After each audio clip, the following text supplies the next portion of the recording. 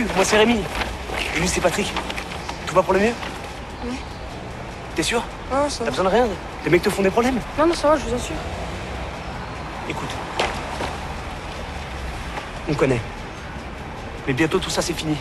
Je peux pas t'en dire plus, mais tu seras amené à le savoir. Tiens, une chemise. Tu prends soin de toi. Allez, courage petit.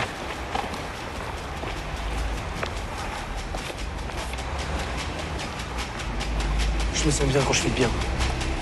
Très bien. Maintenant, qu'est-ce qu'on fait? Hein? Qu'est-ce qu'on fait là? Je m'ennuie. Voilà. Qu'est-ce qu'on fait? T'as raison, il faut pas qu'on s'éparpille. Voilà. Tony, Ouais. t'as vu ça? Il se passe la même chose dans le film. Ah, t'inquiète, c'est de la merde ce film. J'ai l'impression qu'il y a quelque chose d'important. C'est quand t'as dit il est 9h, c'est ça? C'est ça qui est important? C'est vrai, remarque, 9h c'est assez important comme horaire parce que c'est l'heure d'aller dormir. Remarque, une fois, je me souviens, il était couché vers minuit 10. Pourtant, moi j'étais fatigué après.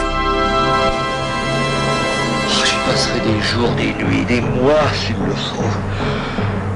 Ah non, de Dieu, bordel de merde. Ah, tu m'en dingue. Tu m'en fous. Ah, je suis fou. Ah, Trollston.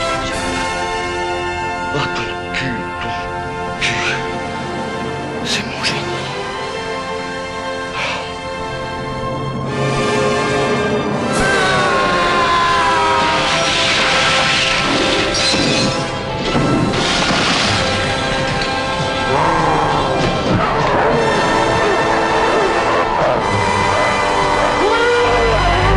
Souhaitez-vous regarder un film, monsieur Rosen? Non, merci.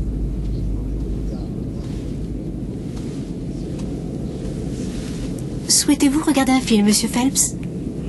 Non, je préfère le théâtre. Aimeriez-vous connaître le cinéma ukrainien? Peut-être pourriez-vous choisir pour moi.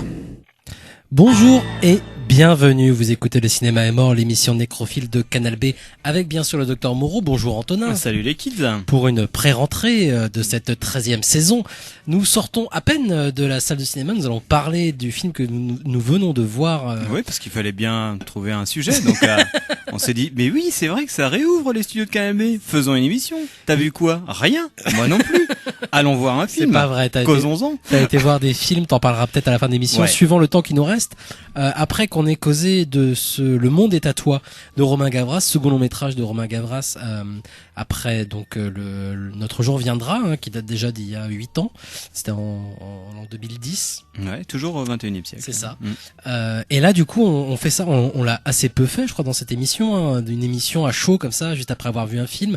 Et ça me fait penser à une émission que Serge Danet avait fait dans les années 80, dans Microfilm. Il avait fait la même chose avec Batman de Tim Burton, à l'époque où personne ne savait qui était Tim Burton, ou même Batman. Ah oui, c'est vrai, ouais. Oui, j'ai écouté cette émission. Et je trouve ça chouette de tout de suite démarrer cette saison en nous comparant à Serge Danet. Ouais, c'est qu'un copieur, on le sait bien.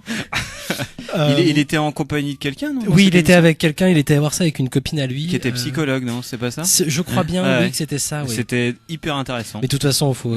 Tiens, ça peut être bien pour démarrer cette saison de parler un peu de microfilm quand même. Il y a une autre émission qui me vient en tête pour parler d'émissions intéressantes, parce qu'il n'en a pas fait tant que ça, Serge Danet, des émissions intéressantes. Mais il en avait fait une avec une aveugle. Ouais. C'était passionnant, voilà, de parler de cinéma avec une aveugle qui allait tout le temps au cinéma et qui parlait beaucoup de Godard notamment, mais plein d'autres choses. Et c'était vraiment intéressant. Les émissions microfilm sont sorties sur CD, je crois, il y a maintenant longtemps. Ouais. Mais c'est disponible en tout cas sur les internets, pas mal des émissions de microfilm. Il faut vraiment écouter ça. C'est super, c'est vachement mieux que Le Cinéma est mort. Donc allez écouter microfilm. Nous, on va parler du coup de Romain Gavras. Donc comme je l'ai dit, donc avait déjà réalisé un long métrage. Hein, notre jour viendra déjà avec Vincent Cassel, qui fait encore qui a encore un rôle dans celui-ci et qui, à ma grande surprise, était très bien. D'ailleurs, je tiens à le préciser pour voilà dans Le Monde des tatouages, je trouvais très très bien. Qui s'est fait connaître aussi évidemment parce que c'est un fils d'eux, comme tu me l'as fait remarquer en sortant de la salle, là, beaucoup de gens qui ont participé à ce dernier film, et aussi parce qu'il a réalisé des clips qui ont fait parler d'eux, notamment pour Justice et pour Mia. des clips qui étaient pas trop dégueulasses, même si moi je suis vraiment pas fan et certains même vont me poser problème. Justice, moi la musique m'emmerde profondément, mais on va pas faire des jugements de goût comme ça. Alors même que dans Le Monde est à toi, il y a une propension justement à exploiter la culture populaire sous toutes ses formes, qui moi m'intéresse beaucoup et que je trouve très très bien faite. Pour revenir rapidement sur le pitch, avant de laisser évidemment Antonin s'étaler sur ce film. Ne t'avance pas trop quand même. Il s'agit d'un croisement entre Scarface de Big Lebowski et la France de 2018. Ce qui fonctionne très très bien, je trouve. Voilà. Donc l'histoire alors ça fonctionne par clan, on va y revenir de toute façon sur tous les détails du film un petit peu, mais moi il y a un truc qui m'a intéressé, c'est que tout le monde dans le film a un clan, un gang. Que ce soit Isabelle Adjani, la mère du héros, ou les gens avec qui travaille le héros d'ailleurs, dont j'ai oublié le nom, que je n'avais jamais vu avant et que je trouve très très bien d'ailleurs.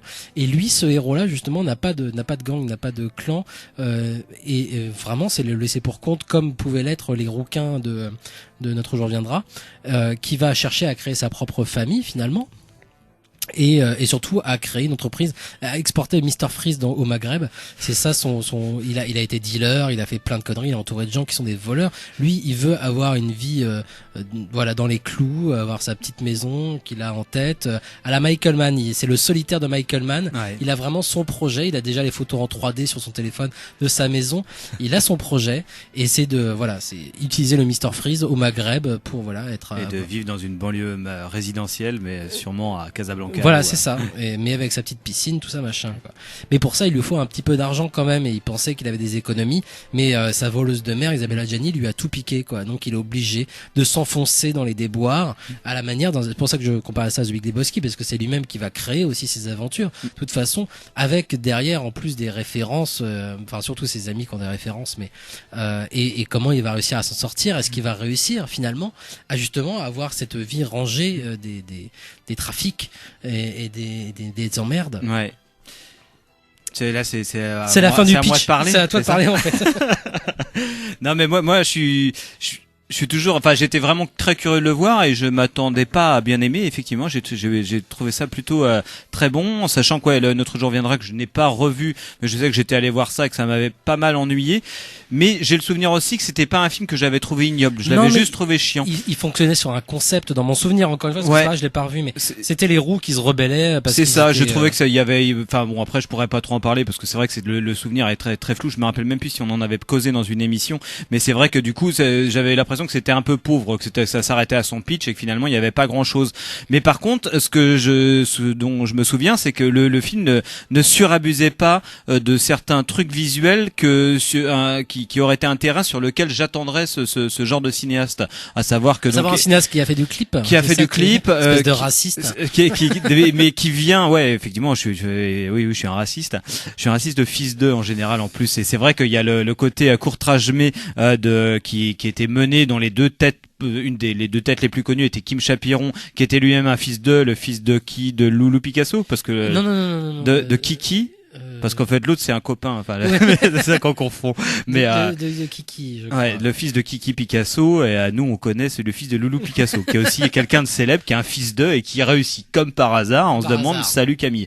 Et donc lui, Kim Chapiron, donc il s'agit de lui. Je sais que j'avais pas vu son dernier, La crème de la crème, mais Shaitan, d'ailleurs assistant qui est assistant, réalisateur de seconde équipe là-dessus, quoi. Et je crois que ses assistants c'est quelqu'un qui s'appelle Kikoin et l'autre il s'appelle Schoendorfer. Donc tu dis putain c'est incroyable, c'est un casting de fils d'eux, sachant qu'il y a Vincent Cassel aussi, c'est incroyable.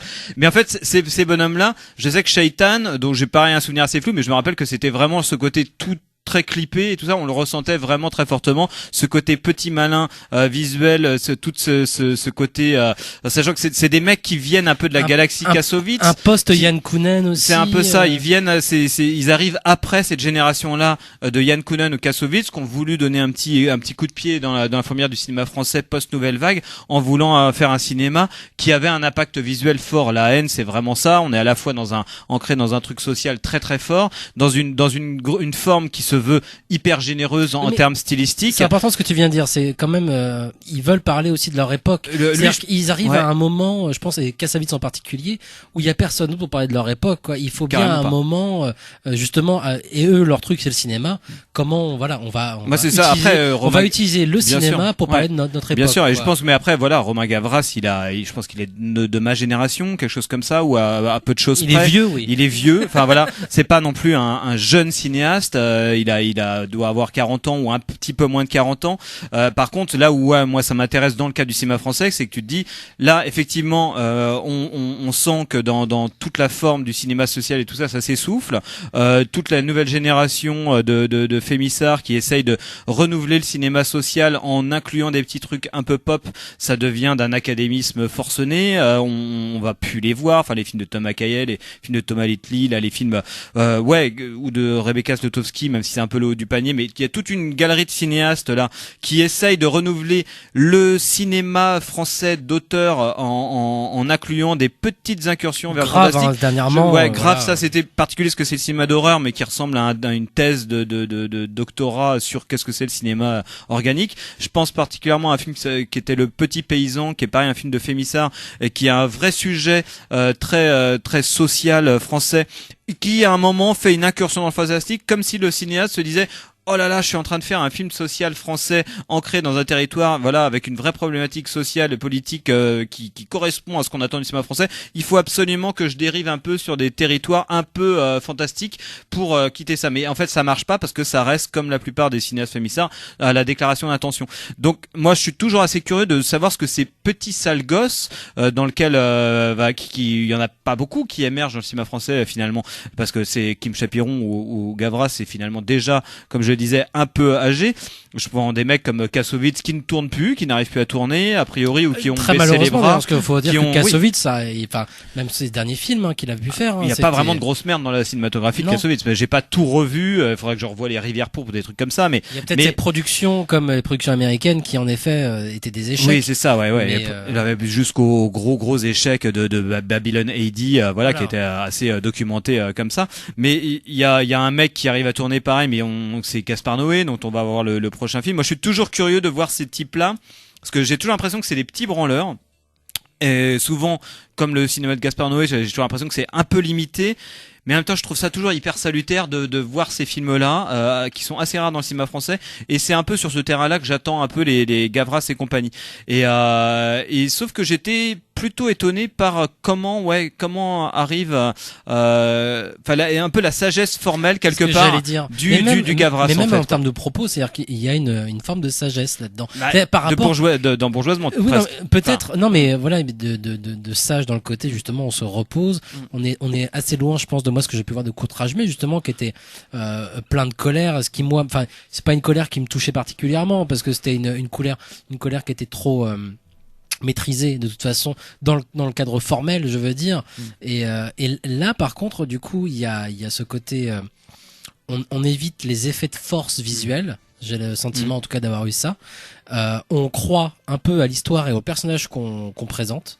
Ça c'est un peu nouveau aussi, parce que on disait tout à l'heure, notre jour viendra, avec le souvenir que j'en ai, j'ai le souvenir d'un concept et de personnages qui sont un peu utilisés dans ce concept mais qu'on fait pas vivre. Là au contraire, j'ai vraiment eu le sentiment de suivre une histoire en fait, ce qui est finalement assez rare dans le cinéma français en général, et surtout dans le cinéma français qui ne se veut pas romanesque, à savoir en costume à la Tavernier en fait. Je trouve ça assez rarement, il y a vraiment une attention et à aucun moment on va ni moquer l'histoire en elle-même, ni les personnages, à une ou deux exceptions. Alors près. même que le film est plutôt majoritairement une comédie, oui, ou qui joue avec la lisière de la degré, caricature, où les personnages sont assez grossièrement peints. Enfin, grossièrement, c'est péjoratif, mais au contraire, les personnages sont bigger than life, quoi. Vraiment. Il y a un côté, moi, je repensais en fait en voyant le film. Je repensais un truc que disait Kubrick en voyant le film. Il était admiratif des publicités, Kubrick, parce que les publicitaires avaient la capacité, en quelques images à peine, de présenter un cadre de vie des personnages. pour vendre un produit certes, mais en tout cas ils avaient cette capacité. Je pense que c'est valable aussi pour certains clips, notamment ceux de Gavras en fait, il a fait de la pub aussi Gavras, et je pense qu'il a cette capacité en l'espace de quelques plans, quelques instants à peine, de mettre en place et sans doute des caricatures justement. Ouais. Mais du coup, une fois que c'est fait, c'est très vite fait en l'espace de quelques plans à peine pour Le Monde est à toi. On sait qui sont les personnages, on sait quel est leur univers, on sait même quelles sont leurs motivations, en l'espace vraiment de très très peu de temps. Ouais. Et à partir de là, du coup, il peut justement partir sur autre chose, partir de justement ce cliché, parce que on a affaire à des clichés quand ça démarre, mais il va partir à autre chose. Et ils en parlent très très vite. Enfin, le générique du film, donc après une première scène d'introduction, il faut qu'on en parle quand même de ça, démarre sur un morceau de Michel Sardou, qui est très très bien choisi, je trouve, qui ne joue absolument pas avec l'ambiance du film, qui n'apparaît pas comme une moquerie ou quoi que ce soit, ce qui est assez troublant même en fait. Et de même pour le générique de fin qui est sur du Daniel Balavoine par exemple, c'est assez troublant de se dire mais c'est pas pour se moquer que ce soit. Bref, il part là-dessus, et en fond sonore t'as Vincent Cassel qui joue donc du coup ce type sorti de tôle, un peu gogol, mais un peu simple, on va dire, pas gogol, un peu simple, mais qui se pose vraiment des questions en fait, et qui est en train justement déjà de philosopher sur cette chanson de Daniel Balavoine. Ouais. C'est qu'il est bon, c'est qu'il est gentil, on peut pas savoir, machin et tout. Le film cherche pas non plus à rentrer à résoudre la question à aucun moment, ni à poser trop de questions, mais par contre, voilà, très très vite, ce que je voulais dire, c'est qu'il sort en fait justement de premiers clichés qu'il avait pu nous mettre sous le nez en fait, en l'espace, encore une fois, aussi vite qu'il avait pu installer ces clichés là en fait. Ouais, je pense, mais ça c'est propre au cinéma des bons clippers, comme tu as dit. C'est vrai qu'il y a un talent de toute façon des mecs qui viennent du clip ou de la publicité, c'est d'installer une ambiance très rapidement. C'est les as de la forme courte, mais le problème en général qu'ont ces cinéastes là, c'est qu'ils arrivent pas à les développer. Voilà, c'est ça. C'est ça. Là où c'est peut-être un peu trop frais pour qu'on puisse l'histoire a été parler développée vraiment. En tout cas. Mais c'est vrai que c'est développé, l'histoire est développée, mais j'ai l'impression il fait quelque chose, Gavras, dans le sens où il arrive à faire se cogner des choses qui a priori sont complètement contraires, quoi. J'ai l'impression que comme tu l'as dit, c'est en ça qu'on peut penser aussi au film des frères Cohen, c'est que, et particulièrement Big Lebowski qui joue beaucoup sur cette sorte d'entrelacement, de faire se rencontrer des trucs complètement antinomiques, quoi. La culture hippie avec un fascisme, une forme de la comédie musicale avec d'un coup la forme du western. Mais parce que les gens vivent déjà avec justement. C'est ça. En fait, il y a ce truc-là, et je pense qu'est-ce qu'ils en font, et pas comment le cinéaste en joue, mais les personnages par contre, qu'est-ce qu'ils en font. Voilà. C'est ça. Chez les Cohen, on a quelque chose qui est pris en charge formellement par la mise en scène, où d'un coup on a des hommages à Busby Berkeley, des scènes qui sont filmées comme un western, un caractère de voix, une côté tout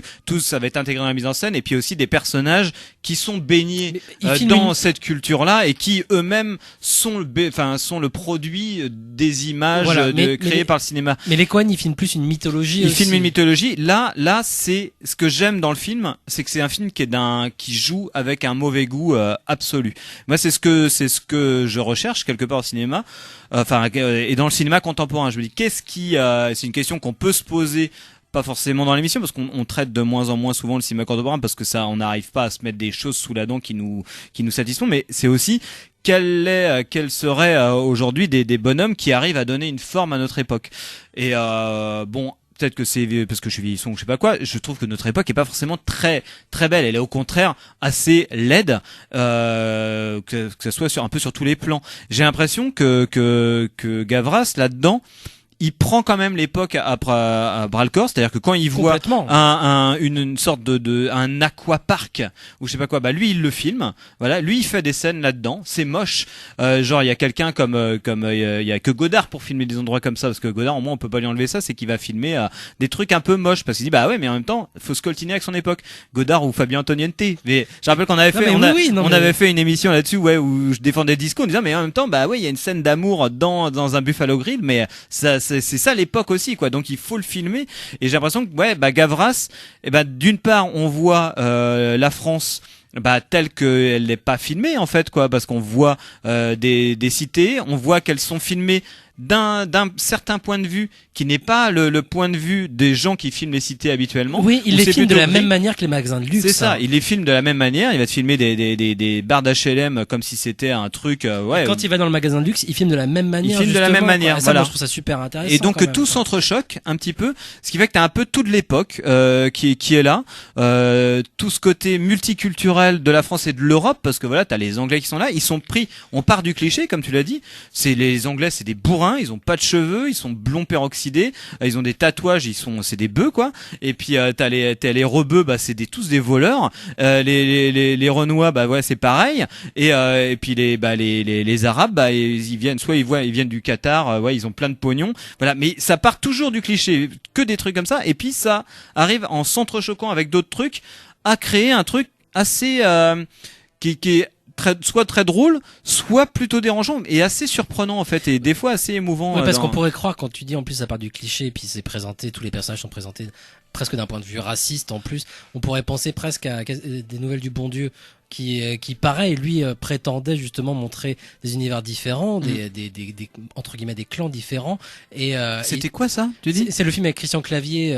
Ah oui, Qu'est-ce qu'on a fait au bon Dieu? Qu'est-ce qu'on a fait au bon Dieu? Qu'est-ce qu'on a fait au bon Dieu? Ouais. Oui, des Nouvelles du Bon Dieu, c'est autre chose. C'est un film avec Jean-Yann qui joue Dieu. Faudrait que je revoie d'ailleurs. Mais des nouvelles. Qu'est-ce qu'on a fait au Bon Dieu avec Christian Clavier, qui lui, pareil, aurait pu être un film populaire justement qui présentait la France dans toute sa pluralité. Ouais.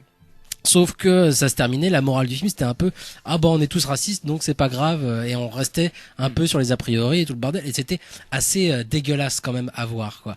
Et là on pourrait aussi très facilement en fait avoir ce genre de quiproquo avec avec le film de Gavras, je pense, parce qu'il y va pas avec de main morte en plus sur justement les clichés, la représentation que lui-même fait, hein, et pas que ses personnages ont, mais la représentation que lui fait justement de tel gang, parce que encore une fois, enfin moi j'ai vu des gangs partout, que ce soit le gang d'Adjani avec les mères voleuses, tout le bordel, les Érythréens, enfin il les présente comme des Érythréens, les migrants justement. C'est bien déjà d'intégrer en fait le problème des migrants en fait, moi dans son histoire de façon aussi évidente. Je trouvais ça très très chouette, et c'est surtout que c'est fait de façon très intelligente quoi. Mais je trouve vraiment, et ça sert l'intrigue. J'ai pas eu l'impression à un moment qu'il y avait justement ce genre de questions sociales, ou en tout cas questions 2018 intégrées de façon un peu gratuite dans l'intrigue elle-même. Ça se marie très très bien, comme la paranoïa du personnage de Vincent Cassel, la théorie du complot, les Illuminati, la théorie du complot partout qui est quand même aussi elle-même très très présente dans la culture populaire en 2018 quoi. Du coup je partais du fait de qu'est-ce qu'on a fait au bon Dieu, et il s'en éloigne quand même énormément, ça n'a rien à voir, au contraire c'est un peu l'opposé du film avec Clavier quoi, à ce niveau-là, en termes de représentation justement des identités tout bêtement, mais bien sûr, quoi. mais en fait il échappe, il arrive à mettre la main dans le cambouis, j'ai envie de dire, mais ça qui m'intéresse, oui, c'est voilà, que sans prendre effectivement de c'est que pincettes, tu dis il y a pendant tout un moment dans le cinéma français c'était presque impossible de filmer presque un arabe voleur, enfin il y en a eu trop dans les années 80, il y en avait plein, au bout d'un moment t'avais ce racisme qui est passé par là, et d'un coup tu sens qu'il y a des pincettes qui sont prises à chaque fois.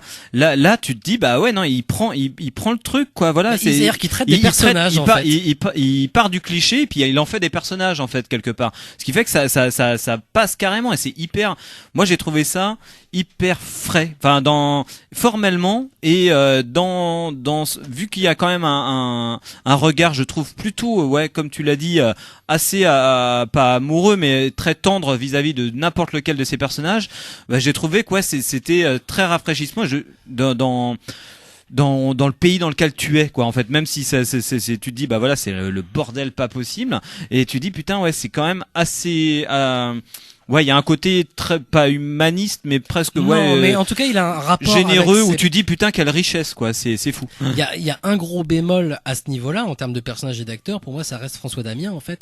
Alors ça peut venir du fait qu'il répète encore une fois des personnages qu'on a déjà vus, de bourru, un peu idiot, machin.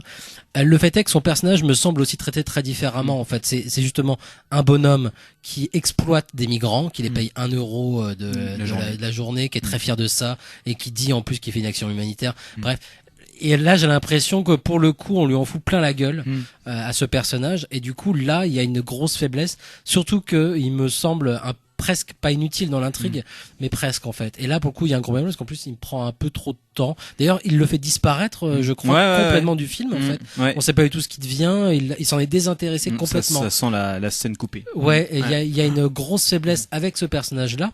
Et c'est dommage, c'est vraiment dommage. On aurait pu gagner même 10 minutes sur le film. Ça aurait fait, en plus de ça, un film un peu plus court et on se serait dit, oh, putain, et en plus de ça, il nous fait un film d'1h25, quoi. Ah oui, ça dure qu'1h25? Non, je crois qu'il dure 1h35, 1h40, quoi.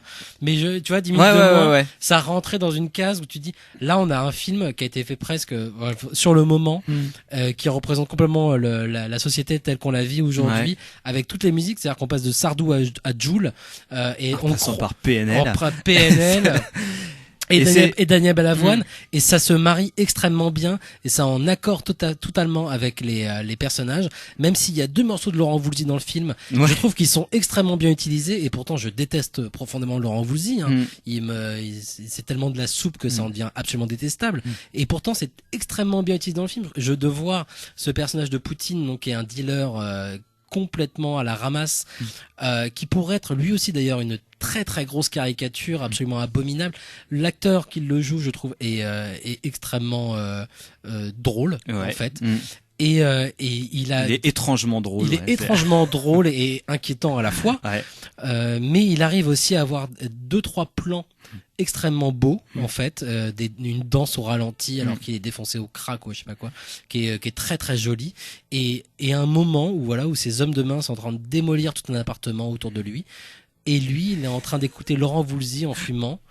Il est complètement défoncé et il est en train de s'extasier sur Laurent Voulzy pendant que ses hommes de main sont en train de démolir l'appartement autour de lui. Et en fait, ça raconte plein de choses. Je suis pas en train de chercher un secret profond du personnage qui serait ému par Laurent Voulzy, mais il y a quelque chose qui fonctionne que j'aurais du mal à décrire dans cette séquence-là, par exemple. Mais comme tant d'autres du film. Mais qui fonctionne dans le film dans son entier. La scène fonctionne parce que avant t'as une scène où on écoutait un autre style de musique et d'un coup t'as ce côté très surprenant. Ça devait être PNL juste avant, justement. Ouais, probablement, avec quelque chose dans le genre. Ouais, c'est ça. Mais du coup, c'est... Parce qu'il faut rajouter qu'on a été voir le film donc à la séance du matin au Gaumont. Il s'agissait d'une séance sous-titrée pour les sourds. On était tous les deux dans la salle. On était seuls dans la salle pour voir cette séance sous-titrée pour les sourds. Et du coup, on avait le droit aussi aux sous-titres des chansons. Ouais, et c'est très amusant de voir PNL ou Jul sous-titrés. Moi, ça m'a fait penser, peut-être pour terminer sur le film, à un autre film que j'ai pas fait l'effort de revoir. Je sais que ça m'avait quand même plutôt pas mal énervé, même si je retiens une scène que j'avais trouvé géniale. C'était le Spring Breakers d'Harmony Korine, où il y avait une scène qui était démente avec James Franco qui jouait donc ce dealer complètement dingue, ce dealer macro là, et qui chantait du Britney Spears. Et en fait, je trouve que le film arrive très bien à reproduire à plusieurs reprises cette émotion-là. C'est-à-dire que il te prend un matériau que toi, dans ta culture, tu réprouves quelque part. Laurent Voulzy, PNL, Jules, j'aime pas. Mais pas Britney Spears. Mais Britney Spears aussi, j'adore Toxic, mais bon voilà, je peux pas écouter du Britney Spears non plus toute la journée. Et d'arriver à rendre la scène, te faire comprendre que oui, lui le personnage, lui il trouve ça émouvant, donc moi mon personnage je le suis, donc ma scène elle va être émouvante. Exactement. Et en fait le film fait beaucoup ça, le film de Gavras, c'est qu'à un moment tu dis les mecs ils ont aucun problème avec ça, c'est la culture. Toi t'es là, tu regardes ça, tu dis putain mais c'est dégueulasse, architecturalement c'est dégueulasse, putain un aquapark c'est pourri, tout est pourri, y a Hello Kitty c'est naze, et en même temps tu dis oui mais c'est leur truc, et puis il est à hauteur de ces personnages et ça le fait quoi. On n'a pas mentionné, c'est con mais c'était assez osé je trouve, mais la relation justement entre le personnage principal qui est donc ce fils à maman et cette petite fille kidnappée donc d'un dealer écossais que son père fait passer pour une trisomique pour choper avoir des allocs, puis soudoyer les juges, pour attirer la sympathie des juges. Et du coup il a une petite relation de sympathie qui se crée avec cette gamine qui est hideuse mais qui est extrêmement touchante, et tu dis putain. Mais au début c'est vraiment très représentatif du film, c'est qu'au début c'est vraiment l'anglaise type obèse, pas très jolie, c'est pour ça que je dis, et à la fin du film elle est hyper belle parce qu'elle est devenue un personnage, et tu dis putain c'est hyper. Et il arrive vraiment à quelque chose avec cette relation générale. Je pense que la relation elle sert à la fois à ce personnage principal qui lui en ressort évidemment grandi, c'est-à-dire qu'il la sauve des mains de sa mère, qui veut lui couper un doigt, tout le bordel. Et elle, pareil, enfin, il y a vraiment, il manie très très bien, je pense, ces personnages parce que il fait attention à eux, quels qu'ils soient. Et enfin, en fait, moi, je trouve ça assez exceptionnel parce que ça devrait être la norme, mais ça devient rare, extrêmement rare. C'est vraiment. Et le fait d'utiliser justement des personnages qui viennent de milieux entre guillemets extrêmes, c'est-à-dire que là, on parle d'une fille d'un dealer de drogue, deux dealers de drogue, de jeunes qui se baladent avec des kalachnikovs, tout le bordel. Donc, on est dans des milieux extrêmes quand même, et de faire en sorte qu'en tant que spectateur, tu te sens, comme tu le disais, proche d'eux en fait. Et c'est pas, je pense pas que ce soit si évident que ça en fait à faire. On aurait pu sombrer dans un Scarface. Il est mentionné directement dans le film Scarface. Et je pense que on l'a souvent répété, Scarface, c'est un film qui a été d'une influence énorme pour une grande partie de la jeunesse. Je sais pas si c'est encore le cas aujourd'hui. Je crois que si. Hein. Mais parce qu'il a été entre guillemets mal compris. Scarface, ça reste le portrait d'un psychopathe. Mais aujourd'hui, le titre du film, c'est une référence à Scarface directement. Voilà, The World Is Yours. C'est ça. Mais le fait est que ça a une influence primordiale dans la jeunesse de 2010 en tout cas. Mais le film Scarface n'a pas été compris comme le portrait d'un psychopathe. Au contraire, ça a été vu comme l'inverse. Les jeunes aujourd'hui regardent des best-of de Scarface ou de Hit sur YouTube. Je vous conseille d'aller voir ça sur YouTube. Il y a des best-of de Hit et de Scarface où le film dure une demi-heure. Ah oui. Et c'est ce qu'on regarde, c'est ce que les jeunes regardent. Il y a beaucoup de jeunes aujourd'hui qui sont fascinés par Scarface, mais qui ont vu qu'un best-of comme pour Hit. C'est assez terrible à voir. En plus, ça a des millions et des millions de vues ces choses-là. Ah ouais. C'est impressionnant. Donc en tout cas, ça a une très très grosse influence. Et justement, enfin moi, j'avais aussi l'impression de voir, sans que le film fasse justement plus que ça référence à Scarface, mis à part par son titre et par une référence vraiment dite dans le film d'ailleurs, un dialogue où on dit on n'est pas dans Scarface justement quoi. Mais par contre, moi je me doute en tout cas de la part aussi d'ailleurs de Gavras comme de ses acteurs que eux ils ont pas cette culture-là, mais en tout cas ils ont conscience de ça justement. De cette puis je pense culture que de tout le Scarface. trajet du scénario, ça c'est assez étrange dans le film, enfin étrange. C'est assez notable en fait le côté que c'est une reprise de Scarface dans le sens où c'est quelqu'un qui veut réussir, mais qui veut absolument réussir dans la loi, dans la légalité. Mais en fait, il provoque autour de lui que des réactions d'indignation et d'incompréhension. Le fait qu'il veuille juste qu'il n'y ait pas d'arnaque dans ce qu'il a envie de faire. Ouais. Ces gens, non, il veut que ça soit réglo. Il veut être réglo. Et en fait, c'est un truc complètement inversé de Scarface, complètement. Donc tout le truc est vraiment, lui, il veut être pépère, avoir son petit business, vendre ses Mr Freeze dans les pays du Maghreb et voilà, et avoir sa petite maison. Ça, à la limite, ça finit presque comme la fin des Affranchis où Henry finit dans son petite banlieue résidentielle en souriant à la caméra, quoi. Moi j'ai trouvé le dernier, alors c'est un peu du spoiler, j'ai trouvé le dernier plan en fait assez mélancolique. On a une référence à David Hockney donc le bonhomme est dans sa piscine, tout le bordel. Il a un regard d'une très grande tristesse. Je crois je me demande s'il n'y a pas une larme qui commence à couler. Et le type, voilà, enfin ce qu'il voulait. Ouais. Et tu dis, merde, en fait, c'est bon. C'est le début du film de merde, comment il s'appelle, de Nicolas Roeg, avec Gene Hackman, qui a trouvé de l'or au début. Et puis voilà, il a trouvé ce qu'il voulait. Qu'est-ce qu'il va en faire, quoi. Et là, ça se termine là-dessus. Et là, c'est bon, il a ce qu'il voulait. Maintenant, qu'est-ce qu'il va en faire? Moi, j'avais vraiment le sentiment de, voilà, il y avait un truc qui allait pas, en tout cas, clairement, dans ce dernier plan, quoi. Et sur la musique, peut-être que c'était la musique de Balavoine qui m'a fait cet effet-là. Alors voilà, Le Monde est à toi de Romain Gavras, en tout cas, qui vient de sortir. Et même si on a dit beaucoup de références de films américains, c'est vraiment un film où tu dis putain, c'est hyper français. Oui, ça c'est. Moi, c'est la grande force du film, je pense. C'est ça a peut-être justement, c'est peut-être ce que beaucoup de cinéastes français ont recherché pendant des années, qui avaient des références américaines et qui voulaient les inclure dans leur film, dans leur pays, que ce soit Syrie ou plein de gens. Je pense que même Kassovitz, des fois dans la haine, tu dis tu sens trop Scorsese, tu sens trop ça. Là, tu sens pas. Ils ont trop eu leurs ça. envies. Là, moi, j'ai à aucun moment été gêné par une référence quelconque, en fait, en termes de mise en scène, en tout cas, même de personnages. J'ai vraiment l'impression que oui, il arrivait à créer, enfin pas à créer justement, mais à représenter ce qu'on avait en France aujourd'hui, bien sûr, en fait. ça c'est hyper alors important. Même que c'est en Espagne où ça, c'est un truc européen, on va dire. Ça reste du cinéma des personnages européens. Mais ça, c'était une très grande réussite du film, je trouve, quoi. Le Monde est à toi de Romain Gavras qui vient donc de sortir sur les écrans, et on va faire une courte pause avec un extrait des Indestructibles. Et Antonin, il te reste un peu moins d'une demi-heure pour revenir sur tous les films que tu as vus cet été. Oh putain, ça c'est toi, c'est ton boulot ça. Et là, plus ça va, plus je suis mort. Encore un rayon de la mort et c'est réglé. Je me retrouve au cimetière. Finalement, je me mets à couvert. Et tu sais ce que fait le baron Fontordu? Il se lance dans un monologue. Il se lance dans un monologue. Et quel crétin! Il avait préparé un speech comme quoi je faisais pas le poids par rapport à lui parce qu'il allait évidemment m'écraser. Après quoi, le monde lui appartiendrait, etc. Un vrai boulin à parole. Ce mec me tient à sa merci et il me déballe ses états d'âme.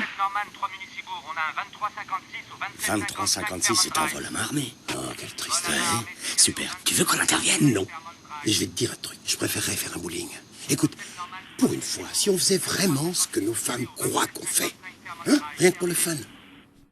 C'était donc un extrait des Indestructibles de Brad Bird dont Antonin va parler. Mais avant ça, peut-être un petit mot. Tu m'as dit que tu démarrais peut-être plutôt par le dernier Mission Impossible 5.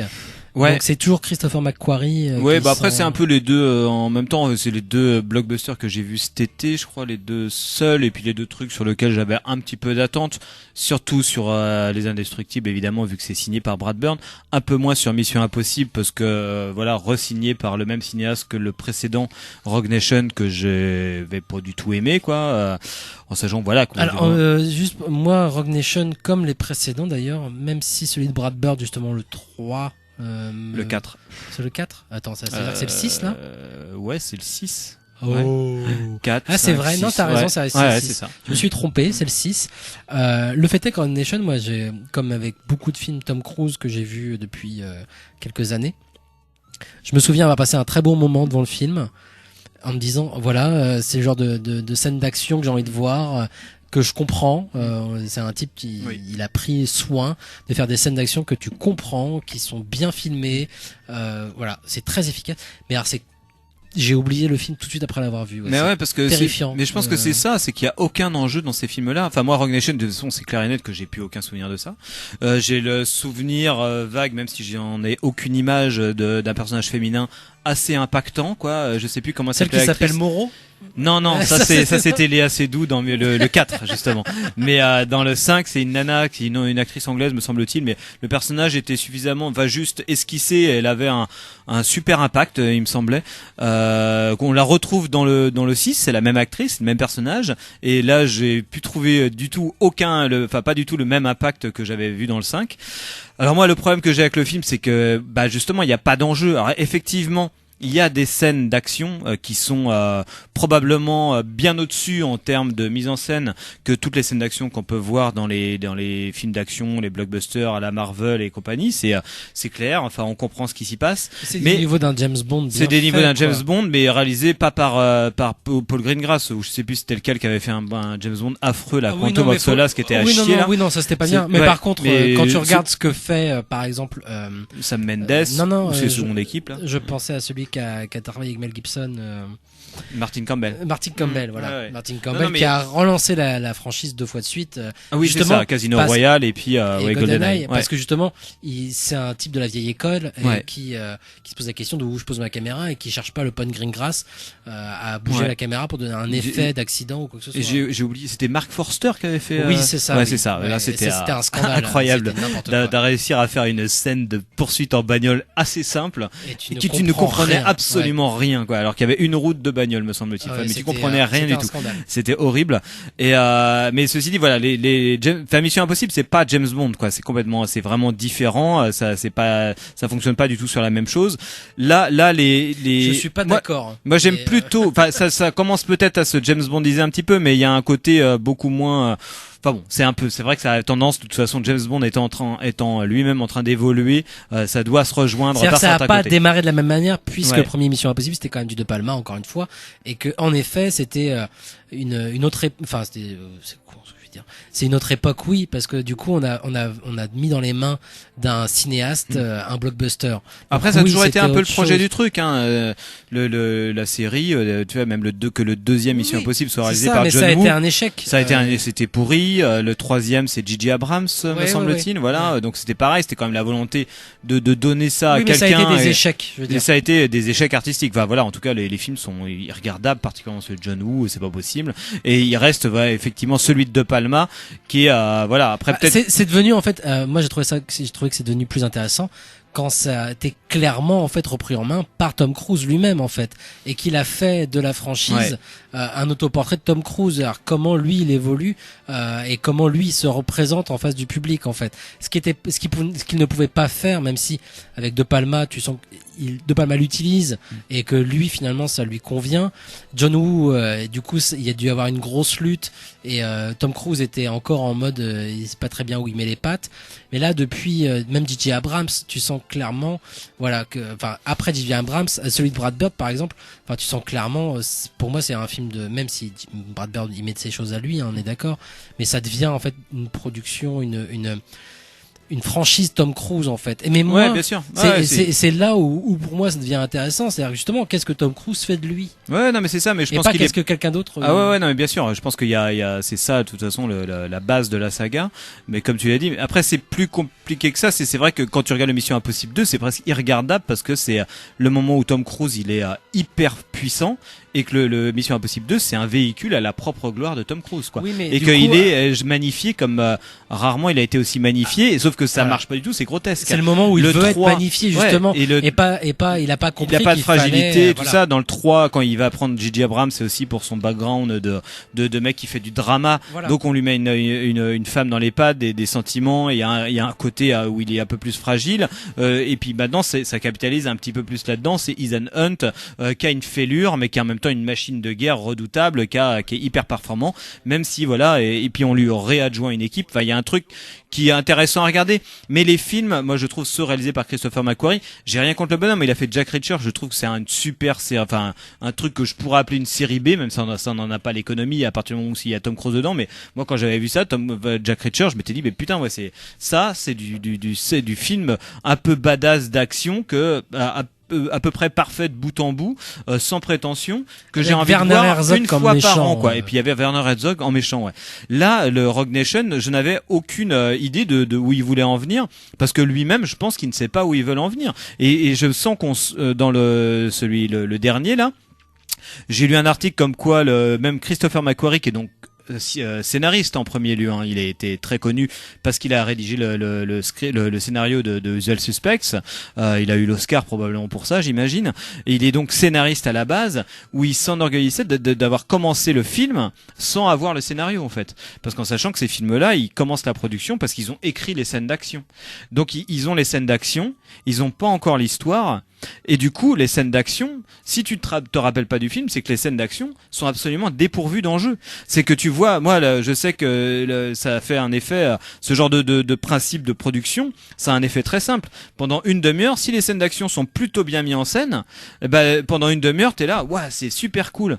Et puis vu qu'il y a zéro enjeu, parce que de toute façon le script il est pas écrit, et que donc il y a aucun moment on te pose un enjeu qu'on est capable de déployer à la fois dans des scènes intimistes ou des scènes d'action, on est incapable de les déployer, de les cerner, enfin vraiment de revenir à des enjeux qui soient pas que des enjeux dramaturgiques ou je sais pas quoi, mais des enjeux humains. Là on traite d'un truc pendant tout le film, on fait semblant d'avoir comme enjeu que Ethan Hunt doit absolument se détacher de toute forme de relation humaine, parce que sa fonction exige qu'il soit solitaire, ou du moins accompagné uniquement de son équipe très proche, quoi. C'est ça normalement qui devrait être l'enjeu du film, un enjeu qui devrait être déployé en termes scénaristiques et en termes de scènes d'action.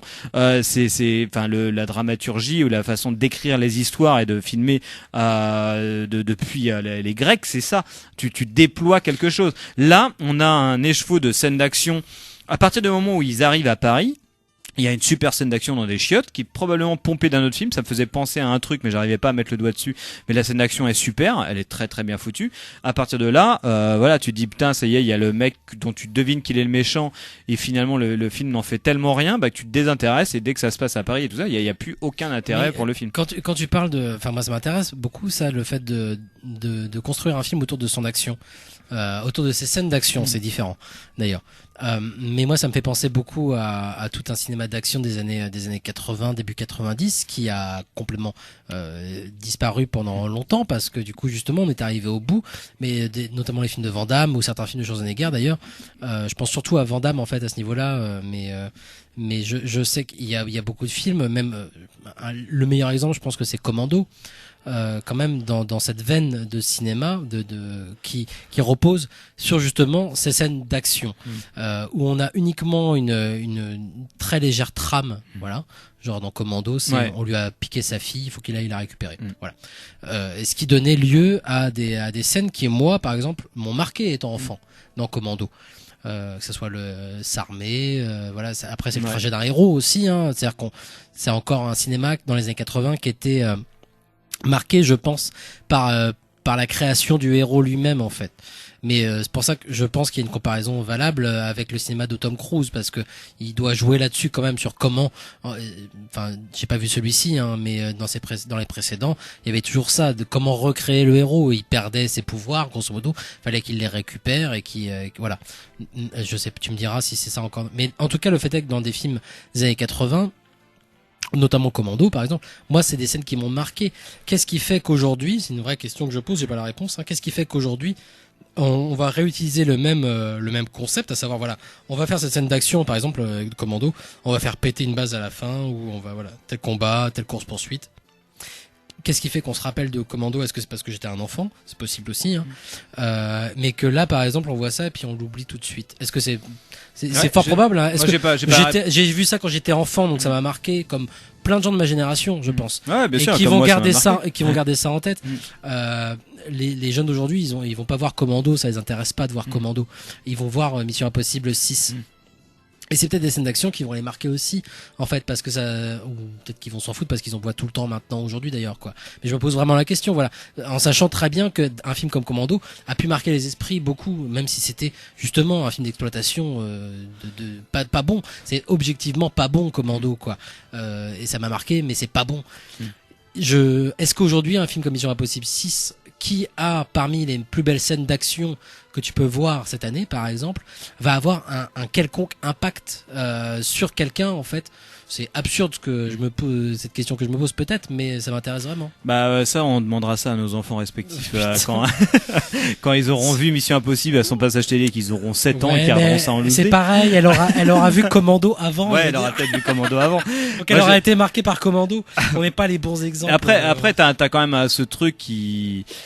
T'as quand même, après ça doit peut-être être lié à l'âge ou je sais pas quoi, mais t'as quand même ce truc où tu te dis les films. Ça fait 13 ans qu'on fait une émission, on est des vieux cons. Ouais, on est des vieux cons, mais tu dis les films, la Mission Impossible, il me semble qu'il dure 2h20.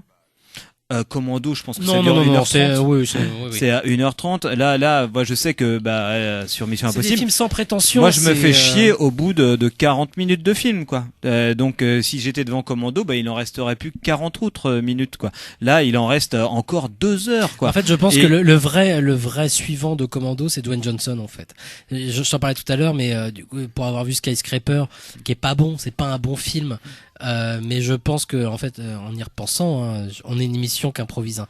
Mais le vrai descendant de Commando et de ce cinéma d'exploitation qui vit sur l'action, c'est le cinéma de Dwayne Johnson aujourd'hui, et pas celui du crâne rasé là, comment il s'appelle, Jason Statham, qui pareil lui fait un très gros succès avec son dernier film avec un très gros requin aux États-Unis là, qui pourrait rentrer dans la suite du cinéma d'exploitation des années 80. Et il l'est un peu, je pense, mais ce qui a peut-être marqué plus en fait ce cinéma-là d'exploitation comme Commando, c'est l'action cartoon et l'action complètement improbable justement. Ouais, mais ça, là, je pense que le Mission Impossible se rentre plus dans une case Christopher Nolan en fait. Il faut avoir une action technologique, pratique, concrète qu'on peut expliquer et qui du coup souffre aussi justement de n'avoir rien à raconter. C'est-à-dire que tu te serais pas posé la question en voyant Mission Impossible 6 de l'enjeu même du film, de l'histoire que ça raconte ou des intérêts que ça peut avoir comme intrigue, si t'avais été donc du coup tout ce que j'ai dit pendant un quart d'heure en fait était hors de propos.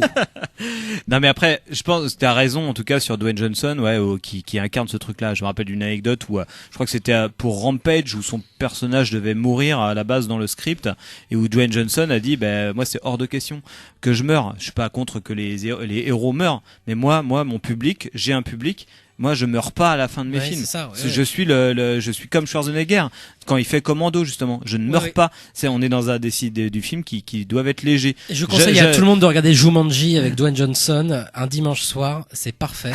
Et comme Commando, c'est le cinéma qui se fait sans prétention, mais bien fait, Mais je pense que efficace oui, effectivement. et jouissif, Ouais. qui joue sur le plaisir du spectateur et qui a toujours en ligne de mire le plaisir du spectateur et pas ses avantages mercantiles, mais le plaisir du spectateur. Tu le ressens à fond les ballons, en fait.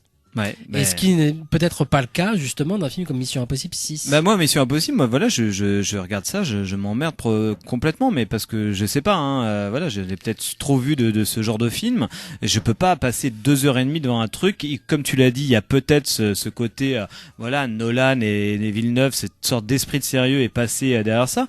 C'est peut-être d'ailleurs à cause de Mission Impossible que même les James Bond et Casino Royale, quand Martin Campbell a repris la main, enfin avec les brocolis et compagnie, côté cartoon, en voulant vraiment redonner une consistance à, parce que à GoldenEye James c'était Bond. côté cartoon justement quoi. C'était pas vraiment. On sautait ouais. d'une falaise, on rentrait dans un avion. T'avais ce machin. truc-là, mais déjà, je sais que GoldenEye, t'avais ce côté, voilà, comment, où ça se pose des questions sans arrêt. C'est pour ça que c'est toujours intéressant à étudier. Il y a toujours un truc à se foutre sous la dent. C'est que les GoldenEye, ouais, c'est comment refaire un James Bond maintenant que la guerre froide est finie. Il y avait ces scènes là. Oui, où mais il y t'avais avait aussi ce côté sur l'action même dans le cinéma américain. Et GoldenEye est très très intéressant pour ça parce qu'on est toujours dans l'action cartoon justement quoi. On est capable, c'est un super héros, il est capable de faire n'importe quoi et justement l'impossible. Ouais. À partir du moment où il a relancé Martin Campbell la franchise avec Casino Royale, on était à l'inverse de ça et au contraire dans quelque chose d'extrêmement réaliste post Nolan déjà. Et là, en fait, c'était j'ai de toute façon, en plus c'était complètement posé de façon méta dans le film. Il y a un moment, je me rappelle, où t'avais Daniel Craig qui se baladait dans un musée où t'avais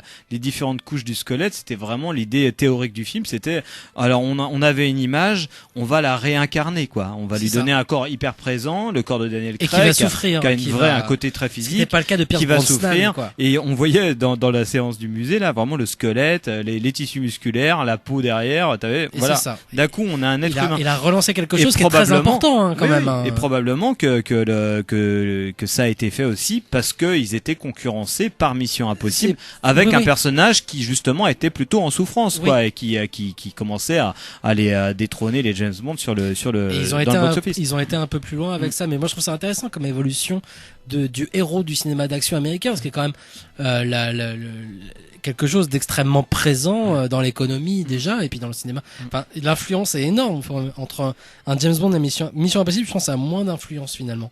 Alors que James Bond pourrait paraître comme un thermomètre, comme voilà, on récupère, on fait des choses. Finalement, entre GoldenEye et justement Casino Royale, j'ai l'impression qu'ils ont relancé quelque chose. Et oui, que voilà, peut-être que Mission Impossible souffre aujourd'hui, alors qu'ils ont été, alors que Campbell a été influencé par Mission Impossible. Je pense qu'aujourd'hui, Mission Impossible peut être influencé par ce qui a été lancé depuis 10 ans, hein. C'est fini aujourd'hui peut-être l'influence de James Bond. Hein. Ouais. Ils ont pas relancé l'affaire James Bond. Ils vont la relancer quand ils prendront Idris Elba pour faire James Bond. Oui, probablement. Et Après, là, ça devient de toute façon, c'est pas très intéressant non plus. Mais je pense que c'est aussi. Si, parce que dans la forme change tout. Enfin, vraiment. Non, mais la forme change tout. Mais je pense que t'as les James Bond. Au bout d'un moment, après, moi, j'aime assez Casino Royale et Skyfall aussi. Mais c'est vrai que t'es dans un truc où les James Bond, d'ailleurs, les Missions Impossibles, c'était un peu préparé. C'était d'aller c'était un peu, on va chercher, c'est le thermomètre dans le sens où on va chercher ce qui marche autour et puis on les fait venir quoi. T'avais d'un coup le cinéma chinois qui arrivait, d'un coup on soit Mission Impossible, on prend John Woo, et t'avais des trucs de kung-fu dans les James Bond. Là si Mission Impossible ça pêche un petit peu, c'est que d'un coup t'as quand même Tom Cruise qui prend Brian De Palma, qui va chercher Brian De Palma, qui va chercher John Woo. C'était un pari quand même d'aller chercher John Woo, même si voilà c'était pas, ça a pas donné les résultats escomptés, mais c'était un vrai pari. Chercher J.J. Abrams à l'époque, c'était aussi un pari. Bon bah forcément le film n'est pas très bon parce que J.J. Abrams s'est révélé quand même Brad Bird, un peu un tocard. Voilà. Et aller chercher Brad Bird, c'est un pari vraiment parce que le mec il a jamais fait de film live, me semble-t-il à ce moment-là. Il vient de l'animation. Ça donne un film qui, moi, je reste sur ma faim, mais voilà, j'aime assez quand même. Je le revois avec beaucoup de plaisir. Et là, ça me fait l'effet vraiment regarder un film d'action super cool quoi. Et après, il va chercher McQuarrie. Et McQuarrie, c'est pas du tout de la même étoffe que non, McQuarrie, c'est un cinéaste. C'est un yes man. C'est un yes man de Tom Cruise. Ouais, c'est ça. C'est comme quand il va prendre Doug Liman pour faire Edge of Tomorrow. Et c'est Tom Cruise, il est arrivé à un moment, il a coché toutes les cases. Il a fait Michael Mann, il a fait Kubrick, il a fait Scorsese. Il a fait tous les plus grands cinéastes. On pourrait attendre que Tom du Cruise monde. aujourd'hui réalise lui-même en fait. Ouais. Ça serait ça sa prochaine étape à Tom Cruise, c'est d'être lui-même réalisateur, ce qu'il n'a pas encore fait, sauf qu'il le fait via justement ces gens-là. Ouais, mais je pense qu'il y a, je pense que t'as besoin, un film c'est aussi un combat entre un cinéaste et une star, quoi. Et c'est pour ça que Mais des pas films forcément, comme il pourrait rentrer dans la comme lignée Mission d'un- Impossible d'un- sont vraiment bien. d'un Kevin Costner ou d'un Mel Gibson, à savoir lui-même, du coup, quitte à y aller franchement autant mettre en scène, en fait. Mais est-ce que lui, Il peut pas faire ses cascades, jouer et mettre en scène, c'est pas possible. Bon, il va être temps de toute façon qu'on arrête cette émission. Malheureusement, tu n'auras pas le temps de parler de Brad On fera Bird, une émission justement, spéciale Brad Bird, et des prochaine Indestructibles 2. Et pourtant, on va se quitter sur un extrait pas de Edge of Tomorrow, de Tomorrowland, Ouais. de Brad Bird, qui était un film merveilleux qui a eu le malheur de sortir quelques semaines après Fury Road. Du Le coup, il pauvre. est passé un peu à la trappe, mais il faut le revoir quand même. C'est vraiment superbe, en fait, à la poursuite de demain, donc Tomorrowland. Et ce qui ne nous empêchera pas de repasser encore cet extrait quand on fera une émission spéciale Brad Bird à la sortie à Los Angeles des Indestructibles 2. Il est toujours à l'affiche, hein, mon petit coco. Mais si j'ai le temps, j'irai. On va se quitter donc avec cet extrait. On se retrouve très vite. Vous pouvez retrouver cette émission évidemment sur le site de Canal B et sur YouTube, sur la chaîne YouTube du Cinéma est mort. Et puis bonne rentrée à tout le monde. Merci de nous Bon avoir courage. écouté. Bon courage si vous avez pas encore écouté cette émission. Qui est donc une émission de reprise. Hein. Merci à Antonin d'y avoir participé. C'était dur, mais c'était un plaisir quand même. À très bientôt. Des bisous. Ciao. Imaginez, vous pouvez voir le futur. Et vous êtes terrorisé par ce que vous voyez. Comment réagissez-vous? Vous vous tournez vers qui? Les hommes politiques? Les grands industriels? Et comment les convaincre? Avec des données, des chiffres? Bonne chance. Les seuls chiffres qu'ils ne contestent pas sont ceux qui alimentent la pompe à dollars et les rouages du système. Mais maintenant, imaginez qu'il soit devenu possible de supprimer les intermédiaires et d'implanter directement l'idée du désastre annoncé dans le cerveau des gens. La probabilité de l'anéantissement général ne cessait pas de progresser. La seule façon de l'empêcher, c'était de le montrer pour provoquer un sursaut salutaire. Car enfin, quel être humain normalement constitué ne se sentirait pas mobilisé à l'idée que tout ce à quoi il tient tant dans la vie va disparaître? Pour sauver la civilisation, j'allais montrer son anéantissement. Et comment croyez-vous que les gens aient réagi à une telle perspective? Comment se sont-ils comportés à l'annonce de l'imminence du désastre? Ils l'ont gobé comme un éclair au chocolat. Loin de redouter leur propre faim, ils l'ont recyclé. Ils s'en repaissent dans les jeux vidéo, les émissions de télé, les livres, les films. Résultat, soudain, le monde entier vénère l'apocalypse et se rue dans les bras du néant avec une joyeuse